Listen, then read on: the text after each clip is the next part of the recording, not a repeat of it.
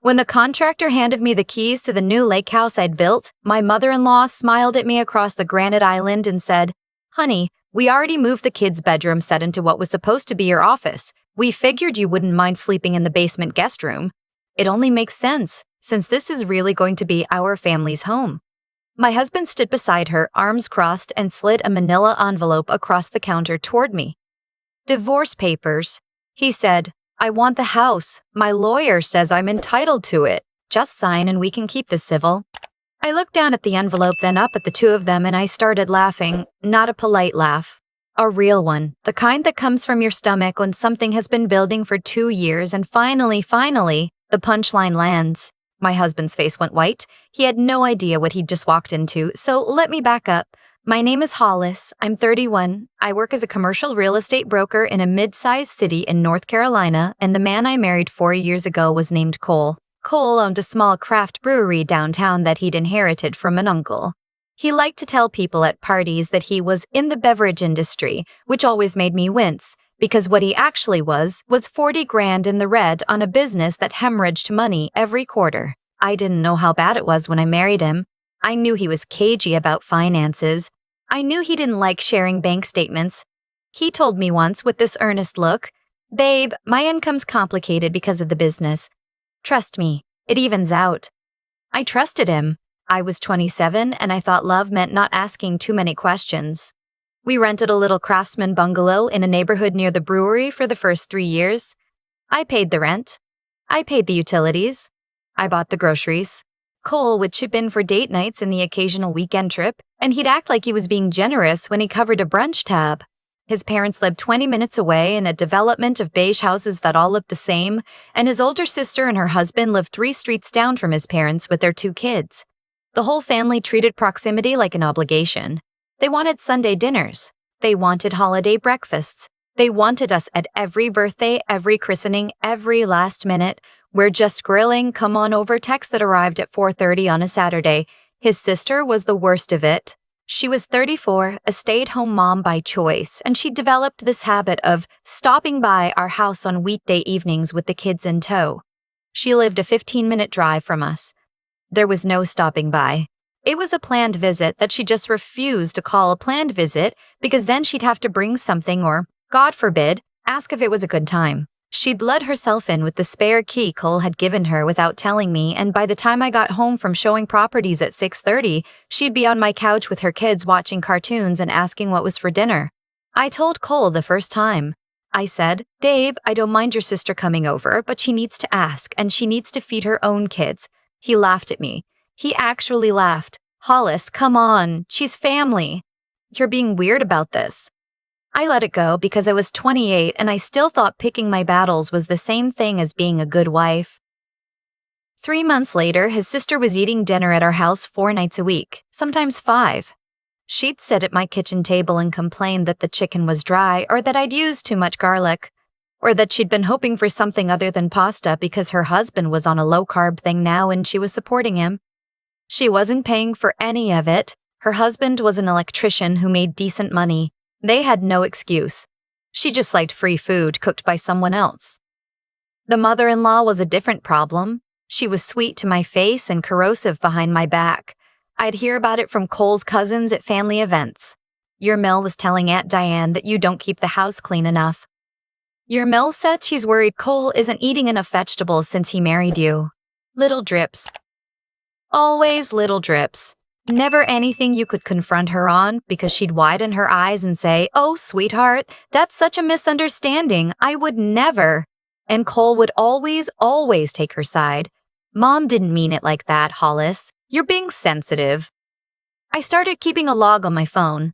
Just states and quotes. I don't know why I started. Instinct, maybe. Looking back, I think part of me already knew.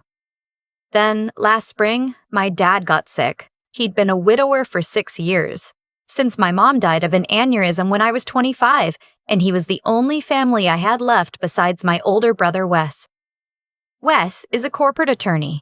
He's 36, sharp, and he has the kind of careful, observant temperament that makes people underestimate him. Dad called me on a Tuesday in March and told me he'd been diagnosed with stage 3 pancreatic cancer. I sat on the edge of my bed and I couldn't speak for a full minute. Dad just waited. He was always patient like that. I told Cole that night when he got home. I expected, I don't know, a hug. A hug, what can I do? Anything. What I got was, oh wow, that sucks, babe. Hey, did you remember to call the dryer repair guy? I stared at him. He was looking at his phone. I said, Cole, my dad has stage 3 cancer. He looked up. He nodded. He said, I heard you. I just don't know what you want me to say. He's gonna get treatment, right? I went into the bathroom and cried for 45 minutes and he didn't come check on me once. I started driving up to my dad's place in Asheville on weekends. It's a 3-hour drive each way. Cole came with me exactly twice in the 4 months that followed. The second time, he spent the whole visit on his phone in the kitchen while my dad and I sat in the living room talking about the photo albums Dad wanted to organize. On the drive home, Cole said, I don't know why we have to do this every weekend. The doctors are handling it. I gripped the steering wheel and I didn't say anything because if I'd opened my mouth, I would have said something I couldn't take back. His sister found out my dad was sick and her first question to me, I am not exaggerating, was, so is your dad's place worth a lot? Like, what's the property situation? I stared at her across my own kitchen table while she ate the lasagna I'd made. I said, he's not dead. She said, oh my God, I didn't mean it like that. I was just curious because Cole mentioned he had some land. Cole had been talking to his family about my dying father's assets. My dad passed in July. He went peacefully in hospice with Wes and me holding his hands. Cole did not come to Asheville. He told me he had to be at the brewery for a critical tasting event and that funerals weren't really his thing. His mother sent flowers. His sister sent a text that said, thinking of you, with no punctuation. I drove back home 3 days after the funeral, and when I walked through my front door at 9 at night, exhausted and hollowed out, Cole's first words to me were, so what did you get? I stood in the entryway holding my overnight bag. I said, what? He said, from your dad, the estate. From your dad. The estate. What's it look like? I went upstairs and locked the bedroom door and I called Wes and I cried. Wes listened. Then he said something I'll never forget. He said, Hollis, I want you to listen to me carefully. Don't tell him anything specific. Don't sign anything.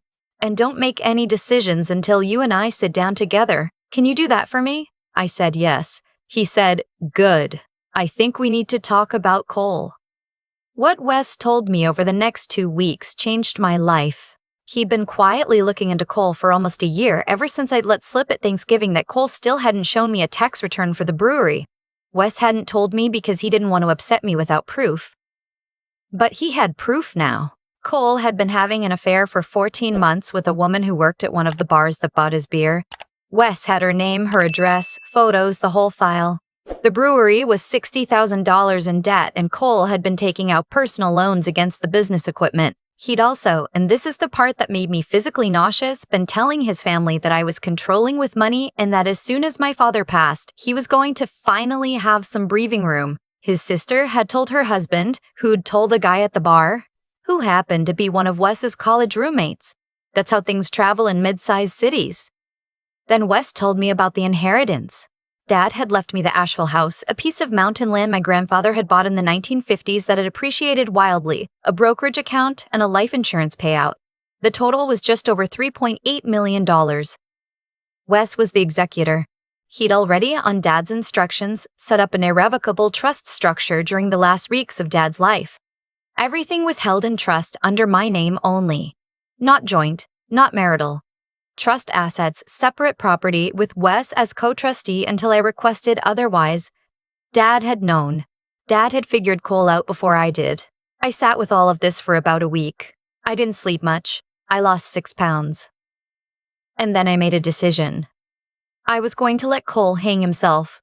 I was going to give him exactly what he wanted, watch him reach for it with both hands, and then I was going to walk away clean. So when Cole asked again, 2 weeks after the funeral, what I'd inherited, I told him a piece of land in the mountains and a little bit of cash. I made my eyes wide. I made my voice small. I said, I was thinking, what if we used it to build something like a real house, our forever home? His face. I wish I had recorded his face. He lit up like a child at Christmas. He said, Babe, that's an incredible idea. We could build a lake house. We could finally have something nice. Within 24 hours, his mother had called me. Within 48, his sister had ideas about the floor plan. By the end of the week, the entire family was treating my dead father's land like a group project. I let them. I sat in their living rooms and I nodded while my mother-in-law sketched out a wraparound porch and a guest suite with its own kitchenette. For when we visit, she said, smiling. I let his sister explain that the kids would need a playroom and that she was thinking she'd want her own dedicated bedroom for long weekends. I listened to Cole talk about a man cave with a wet bar. I wrote everything down. I told him I'd take it all to the architect. Then I went to my own architect, a woman Wes recommended, and I said, build me a 4-bedroom lake house with a layout that works for a single person or for short-term rentals. Standard, beautiful, marketable. The land is mine. The construction will be paid out of trust funds. Title to me only. My husband's name appears on nothing. She understood immediately. She didn't ask questions. Construction started in September. It took 8 months. I told Cole and his family I'd been working on the plans, but that I wanted to keep it a surprise until it was further along. They grumbled, but they accepted it because they were already mentally moving in. Cole started bragging at the brewery about his lake property. His mother started shopping for furniture on credit for the house. His sister told her husband they'd be summering on the lake. None of them ever asked to see paperwork. None of them ever asked whose name was on the deed. They assumed. They just assumed. The affair was the other piece I had to manage. Wes wanted me to file for divorce immediately the day after Dad's funeral, but I asked him to wait. I wanted Cole to walk into the trap on his own 2 feet.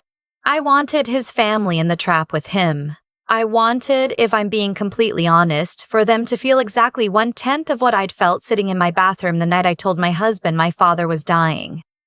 Wes wasn't thrilled with my plan. He thought it was risky, but he agreed on the condition that he handled the legal preparation in the background and that I checked in with him weekly. We had a code phrase for if I ever needed him to pull the trigger immediately. I never had to use it. The cheating got worse during construction. I knew because Wes had a private investigator on retainer. Cole was meeting his girlfriend twice a week now, sometimes at her apartment, sometimes at a hotel near the brewery. They were actually planning a life together.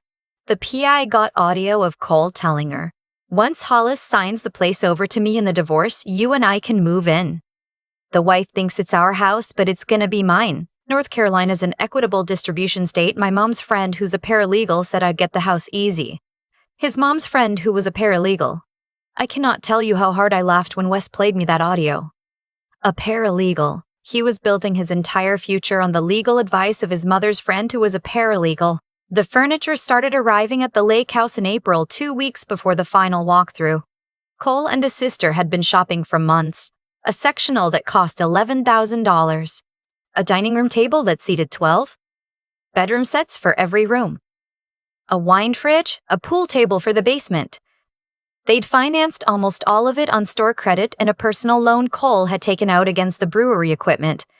His mother had co-signed some of it. His sister had put a few pieces on her own card with the understanding that Cole would pay her back once the house was settled. None of them had asked me to contribute $1 because by that point I told them, very sweetly, that the construction had drained my inheritance and they were so generously taking care of their part.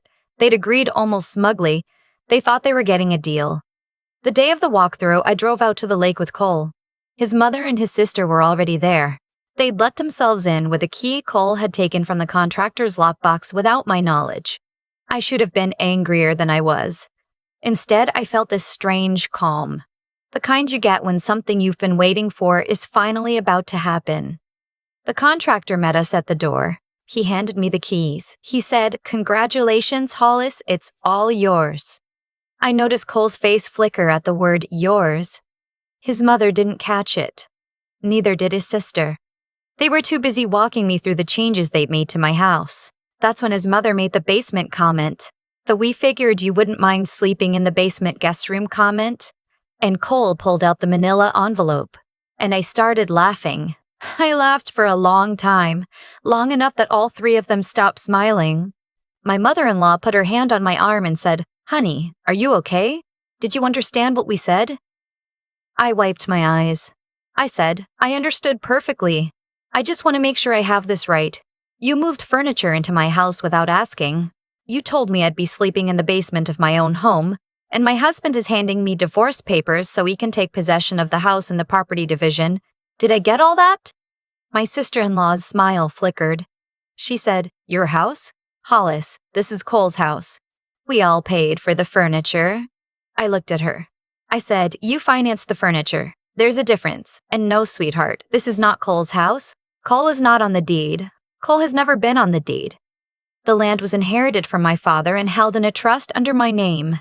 The construction was paid out of trust funds, not marital funds. The house is registered solely to me.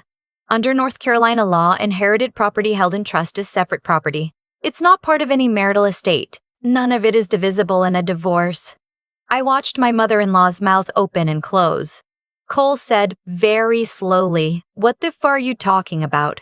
I said, I'm talking about the fact that you've been planning this for months, Cole. You and your girlfriend? You really thought your mom's paralegal friend knew more than my brother's law firm? His face.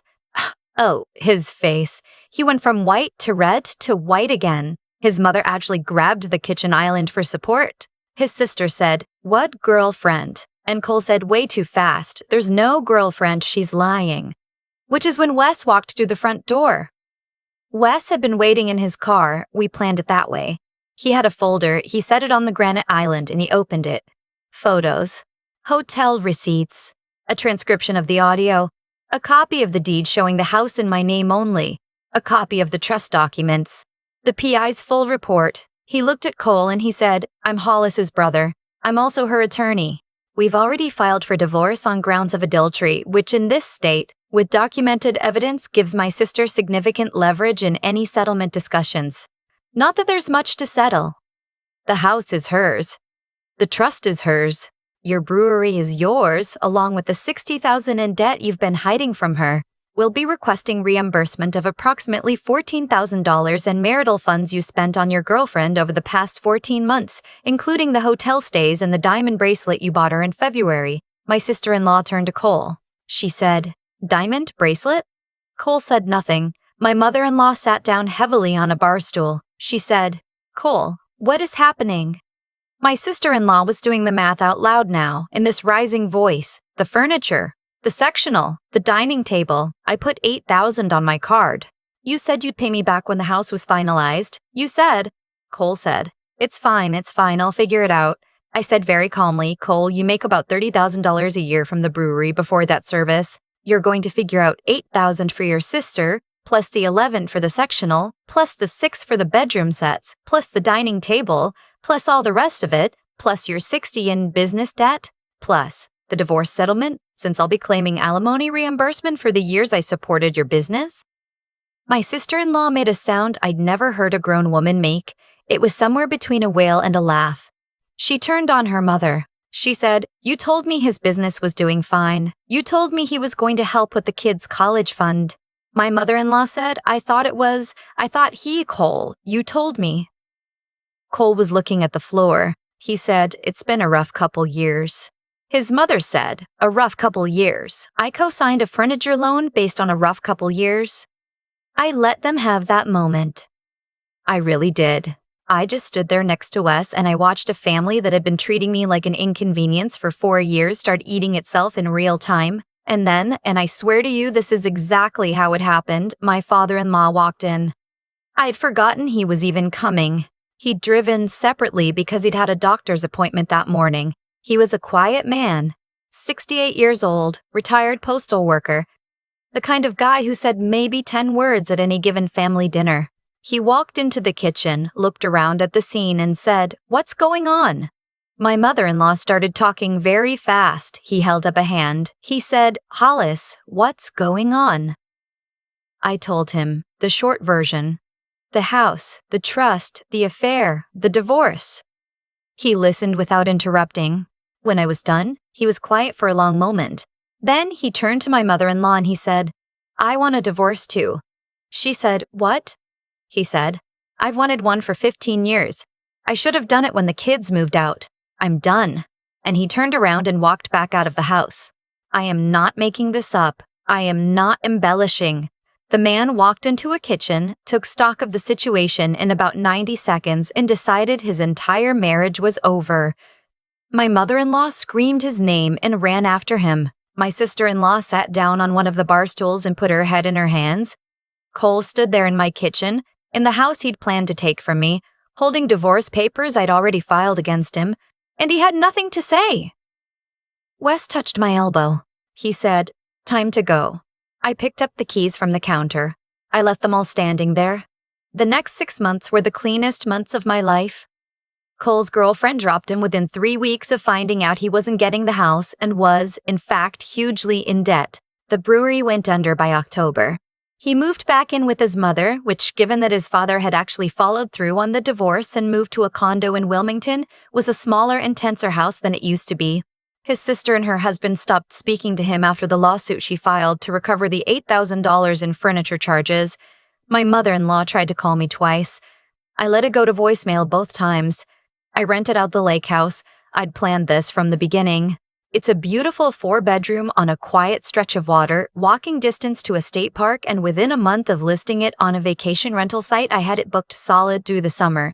The furniture, by the way, was excellent. The sectional really was worth $11,000. I kept it. My in-laws had financed it. I had no obligation to return it, since none of them were on the deed and the house had never been their property to furnish. The legal term, my brother told me cheerfully, is fixtures and improvements to real property held in fee simple by the owner of record. Which means I have a really nice couch now. I moved into a 1-bedroom apartment near my office. I sold the house in Asheville and held the proceeds in the trust. I took my time. I went to therapy. I started running again. I called my brother every Sunday and he and his wife had me over for dinner most weekends. Sometimes my father-in-law joined us. He'd reached out about 3 months after everything blew up and we'd ended up having coffee, and he'd told me, in his quiet way, that he'd been watching his son turn into a man he didn't recognize for a long time and that he was sorry he hadn't said something sooner. I told him it wasn't his job to fix his adult son's character. He nodded. We've stayed in touch. He's a good man. It took him 68 years and a kitchen full of chaos to admit it to himself, but he's a good man. Cole tried to contact me exactly once after the divorce was finalized. He sent an email. The subject line was, "I think we should talk." I deleted it without opening it. My sister-in-law, last I heard from a mutual friend, is going through her own divorce now. Her husband apparently got tired of being the only adult in the room. I don't take any pleasure in that. Her kids didn't ask for any of this. I hope they're okay. My mother-in-law is still living in the family house, which she got in her own divorce settlement, but it's mortgaged to the eyeballs and she's been trying to sell it for almost a year. I heard she was telling people at her church that I'd manipulated her son into a bad marriage and stolen his inheritance. I laughed when I heard that. I laughed for a long time. Stolen his inheritance. From my own father. I'm 31 years old. The trust generates enough income that I could stop working if I wanted to, but I love my job, so I haven't. The lake house brings in about $4,500 a month after expenses. I have a savings account that doesn't make me anxious to look at. I bought a car I actually wanted instead of one Cole would let me have. I started dating again about 8 months ago, casually, nothing serious, but there's a guy I've been seeing for the past 2 months who's a high school teacher and who, the first time I told him about my father, asked me to tell him a story about the man instead of just talking about how he died. I cried in the restaurant. He held my hand across the table. We're going to Asheville next month so I can show him where I grew up. My brother Wes has a daughter now. She's almost 2. Her middle name is Hollis. I babysit her on Saturdays sometimes and she calls me Auntie Holly and I let her eat cookies before lunch. My sister-in-law jokes that I'm going to spoil her rotten. I tell her that's the whole point. I think about my dad almost every day. I think about how he set up that trust in the last weeks of his life, sick and tired and dying, because he loved me enough to protect me from a man I was too in love to see clearly. I think about how he never once said a bad word about Cole, even when I know now that he saw everything. He just made sure that when the time came, I would have what I needed to walk away. I hope I get to be that kind of parent someday. I hope I get to love someone that quietly and that completely. If you're watching this and you're in a marriage that feels like it's slowly draining you, where you're the only one paying, the only one caring, the only one showing up, I want you to hear me. Talk to a lawyer. Not your husband's mom's friend who's a paralegal. A real one. Find out what's yours and what's marital and what's protected. Get your documents. Make your plan. You don't have to leave today. You don't have to leave next month. But know what you have. Know what's yours. And the day they hand you a manila envelope and tell you to sleep in the basement, you'll be ready to laugh too. I've thought a lot in the months since the walkthrough about how Cole and his mother and his sister got to where they got. It wasn't one decision. It was 1,000 small ones. Cole decided, year after year, that he was entitled to a wife who paid the bills without asking questions. His mother decided, year after year, that her son could do no wrong, even when she watched him do wrong right in front of her. His sister decided, year after year, that family meant taking, never giving. None of them woke up one morning and chose to be the kind of people who would push a grieving widow into the basement of her own house. They became those people slowly, choice by choice, until the moment in my kitchen wasn't out of character at all. It was who they actually were. They just hadn't been forced to look at it yet. I learned something hard from all of it. You cannot love someone into being a better person. You can model what good behavior looks like. You can communicate clearly. You can give grace when grace is warranted. But you cannot reach inside another adult and rewire their character. Cole was who Cole was the day I married him. I just hadn't been paying close enough attention. The signs were all there. The way he talked about his mother. The way he avoided money conversations. The way he disappeared when I was struggling. I saw it all and I told myself a story about what it meant. And the story I told myself was wrong. What saved me wasn't luck. It was the quiet, careful work of two people who loved me, my father and my brother, and the slow decision I made to finally listen to them. My dad didn't beg me to leave Cole. He just made sure that when I was ready, the door would be open and the locks would be mine. That's the kind of love I want to learn how to give. The kind that protects without controlling. The kind that prepares without pressuring. If there's one thing I'd want anyone watching this to take with them, it's this. Knowledge is not the same thing as suspicion. Pay attention to your own life. Read your own bank statements. Know what your name is on and what it isn't. Talk to a real attorney, not a relative who watched a courtroom show. Build the muscle of being able to look hard at uncomfortable truths, because the people who depend on your refusal to look are counting on your softness to keep their grift alive. And finally, strength isn't loud. Strength is quiet. Strength is sitting at a kitchen table for 2 years, taking notes, making a plan, and waiting for the right moment to set the whole rotten thing down and walk out. I'm not a hero. I'm just a woman who finally decided to stop being lied to. If I can do that, you can too. Pay attention. Get your house in order. And when the moment comes, don't be afraid to laugh.